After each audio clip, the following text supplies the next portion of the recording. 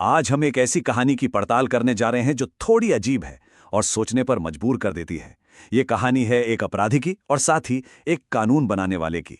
और सबसे हैरान करने वाली बात, ये दोनों एक ही आदमी थे, अतीक अहमद। तो सवाल यही उठता है ना कि आखिर ऐसा कैसे हो सकता है कि जिस इंसान पर 100 से ज्यादा क्रिमिनल केस हों, वो पार्लियामेंट का मेंबर बन जाए। अतीक अहमद की पूरी कहानी असल में इसी एक परेशान करने वाले सवाल का जवाब ढूंढने की कोशिश है। और इस कहानी का जो अंत था वो भी उतना ही नाटकीय था। 15 अप्रैल 2023 अतीक अहमद की लाइव टेलीविजन पर कैमरों के सामने हत्या कर दी गई। इस एक घटना ने मतलब पूरे देश को हिलाकर रख दिया और उसकी पूरी जिंदगी की कहानी एक बार फिर से सबके सामने आ गई। तो ये सब शुरू कहां से हुआ? चलिए कहानी की शुरुआत में चलते हैं।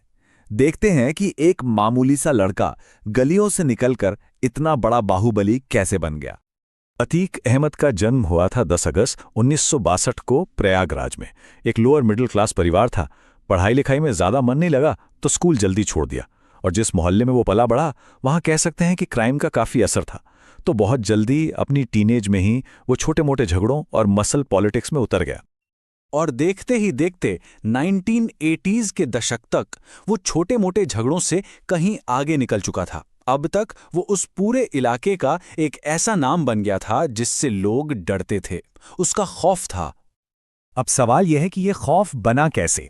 जमीनों पर कब्जा करना, कॉन्ट्रैक्ट्स के झगड़ों में कूदना, रंगदारी वसूलना और लोकल बिजनेस पर अपना कंट्रोल जमाना, ये सिर्फ अलग अलग जुर्म नहीं थे, ये असल में एक क्रिमिनल एम्पायर की नींव रखी जा रही थी।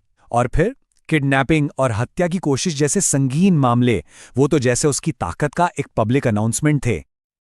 और फिर कहानी में आता है सबसे बड़ा ट्विस्ट, जब अपराध की दुनिया राजनीति की दुनिया से आकर मिल जाती है। देखते हैं कि ये सब हुआ कैसे। साल था 1989। अतीक इलाहाबाद पश्चिम से विधायक यानी एमएलए चुन लिया गया। इसके कुछ वक्त बाद उसने समाजवादी पार्टी ज्वाइन की, जो उस वक्त की एक बड़ी पॉलिटिकल पावर थी।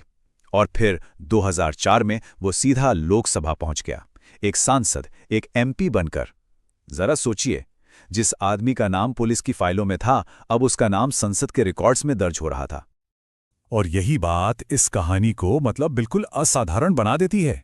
एक तरफ वो देश का सांसद था जिसका काम था कानून बनाना, और दूसरी तरफ उसी इंसान पर क्रिमिनल केस लगातार दर्ज हो रहे थे। वो एक चुना हुआ नेता था, लेकिन फिर भी वो अपने राज्य की पॉलिटिक्स का सबसे कंट्रोवर्शियल चेहरा बना रहा। लेकिन कहते हैं ना, हर चढ़ाई के बाद एक ढलान जरूर आती है। अतीक की कहानी में भी आई। अब बात करते हैं इस क्रिमिनल पॉलिटिशियन के पतन की। स्क्रीन पर ये नंबर देखिए, 100 से भी ज्यादा। ये उन क्रिमिनल केसों की गिनती है जिनमें अतीक अहमद का नाम उसकी पूरी जिंदगी में शामिल रहा। आप समझ सकते हैं कि कानून का शिकंजा जो है वो धीरे धीरे ही सही पर कसता जा रहा था। और फिर आया वो एक केस जो आखिरी कील साबित हुआ। साल 2023 में उमेश पाल की हत्या। उमेश पाल जो एक बहुत पुराने मर्डर केस में एक बहुत ही अहम गवाह थे। बस इस एक घटना ने अतीक के अंत की पूरी स्क्रिप्ट लिख दी। और इसके बाद जो कुछ हुआ वो बहुत तेजी से हुआ। उसके आखिरी 60 दिन जैसे एक फास्ट फॉरवर्ड फिल्म की तरह थे।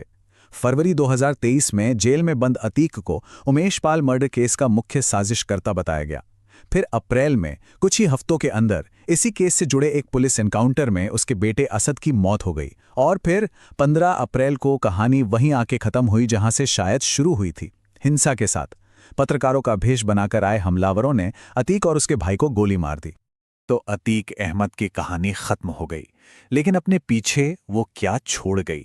देखिए, ये सिर्फ एक बाहुबली के बनने और मिटने की कहानी नहीं है। ये उस पूरे सिस्टम पर एक बहुत बड़ा सवाल है, जो ऐसे लोगों को ना सिर्फ पनपने देता है बल्कि इतना ताकतवर बना देता है। ये कहानी है एक बहुत गहरे गठजोड़ की। इसी को कहते हैं क्रिमिनल पॉलिटिकल नेक्सस, या आसान भाषा में कहें तो अपराध और राजनीति की सांठगांठ। ये एक बहुत खतरनाक पार्टनरशिप होती है। होता क्या है कि पॉलिटिशियन क्रिमिनल्स को कानून से बचाते हैं और बदले में क्रिमिनल्स पॉलिटिशियंस को पावर में बने रहने में मदद करते हैं, चाहे वो पैसे से हो या फिर मसल पावर से। तो अतीक अहमद के हमेशा दो चेहरे रहे।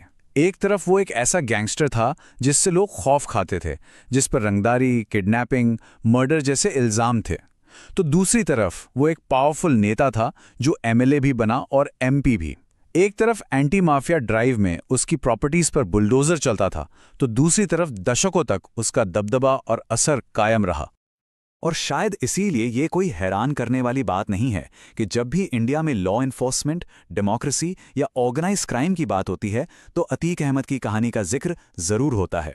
उसकी जिंदगी एक तरह की केस स्टडी बन गई है कि कैसे सिस्टम की खामियों का फायदा उठाकर कोई इतना पावरफुल बन सकता है। तो आखिर में हम इसी सवाल पे आके रुकते हैं। एक इंसान की ये कहानी कानून और ताकत के बीच की जो बारीक सी लाइन है उसके बारे में हमें क्या सिखाती है? ये सोचने पे मजबूर करती है कि पॉलिटिकल पार्टियां ऐसे लोगों को टिकट देती ही क्यों हैं? और शायद उससे भी बड़ा सवाल कि जनता उन्हें वोट क्यों देती है? क्या ये सिर्फ डर होता है या फिर ये सिस्टम से भरोसे के उड़ जाने का नतीजा है? ये वो सवाल हैं जिनका जवाब सिर्फ अतीक अहमद की कहानी में नहीं बल्कि शायद हमारे पूरे डेमोक्रेटिक सिस्टम की